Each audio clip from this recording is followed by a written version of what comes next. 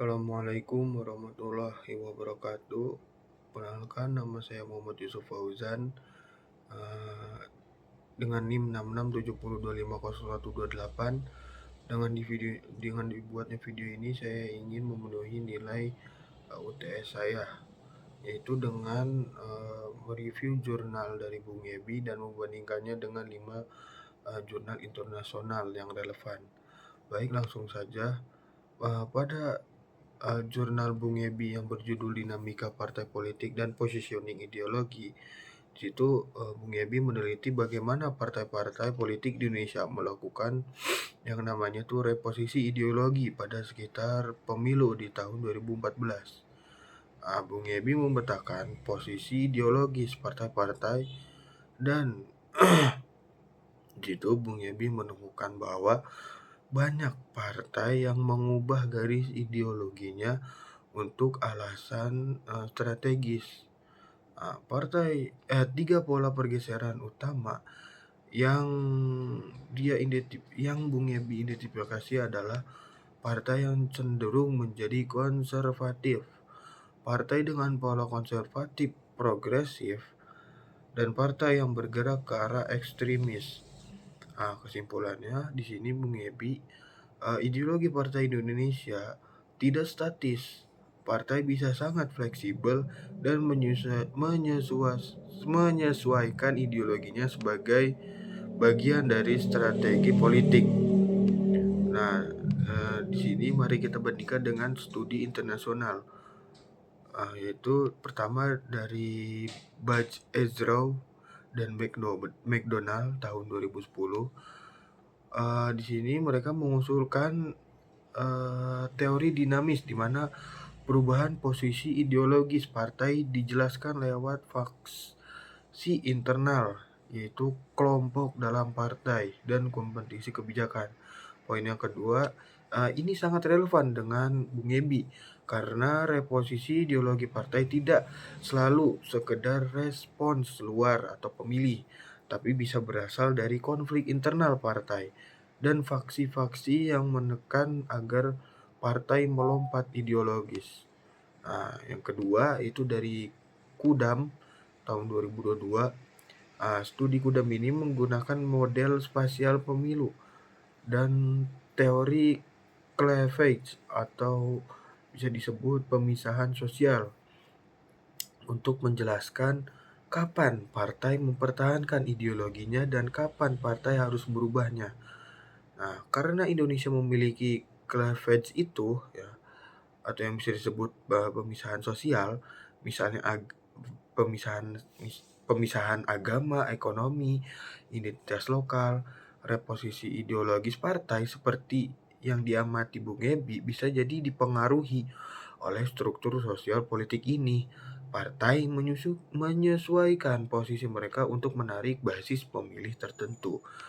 Yang ketiga itu Verlan. Menurut Verlan di tahun 2021, penelitiannya menunjukkan bahwa pergeseran ideologi partai bisa berdampak langsung pada pemilih.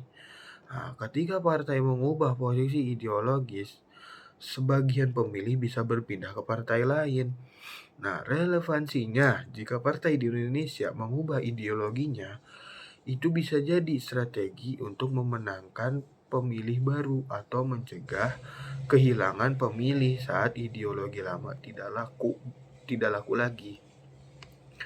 Lanjut yang keempat yaitu menurut Galindo Silva di tahun 2023. Menurut studinya, partai tengah atau sentris sering menggunakan yang namanya tuh ambiguitas ideologis. Artinya mereka tidak mengambil posisi ekstrim jelas, melainkan menjaga fleksibilitas. Dalam konteks Bung Ebi, beberapa partai mungkin tidak lompat ideologi dengan tegas, tetapi menggunakan strategi ambigus atau abu-abu agar bisa meraih pemilih dari berbagai spektrum. Yang kelima itu party organization, ideological change, dan electoral success. Studi komparatif ini menunjukkan bahwa perubahan ideologi sangat bergantung pada bagaimana bagaimana partai terorganisir, kepemimpinan, struktur internal, dan sumber dayanya. Ini bisa jadi faktor penting dalam kasus Indonesia. Partai dengan struktur organisasi yang kuat lebih mampu melakukan reposisi ideologis tanpa kehilangan konsistensi. Sementara partai yang lemah secara organisasi mungkin kesulitan mengelola perubahan ideologis dengan sukses. Nah, ini di sini ada kekuatan dan keterbatasan jurnal Bung Ebi. Itu kekuatannya memberikan analisis empiris konstekstual tentang ideologi partai di Indonesia dengan pemetaan konkret dan identifikasi pola pergeseran.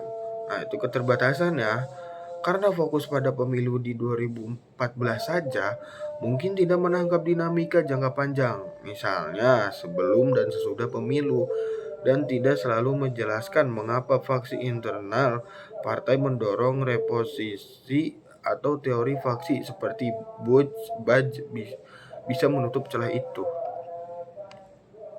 Nah, berdasarkan analisis Bung Ebi dan teori internasional, beberapa rekomendasi praktis. Yang pertama, partai harus memperkuat mekanisme internal atau misalnya transparansi faksi agar reposisi ideologi tidak sekedar oportunistik tapi strategi dan konsisten. Nah, yang kedua, untuk menjaga identitas sekaligus fleksibilitas, partai bisa memperbandingkan strategi atau ambigu ideologis seperti partai tengah agar bisa menarik pemilih luas tanpa terjebak ideologi ekstrim. Nah, mungkin cukup sekian dari saya, kurang lebihnya mohon maaf. Wassalamualaikum warahmatullahi wabarakatuh.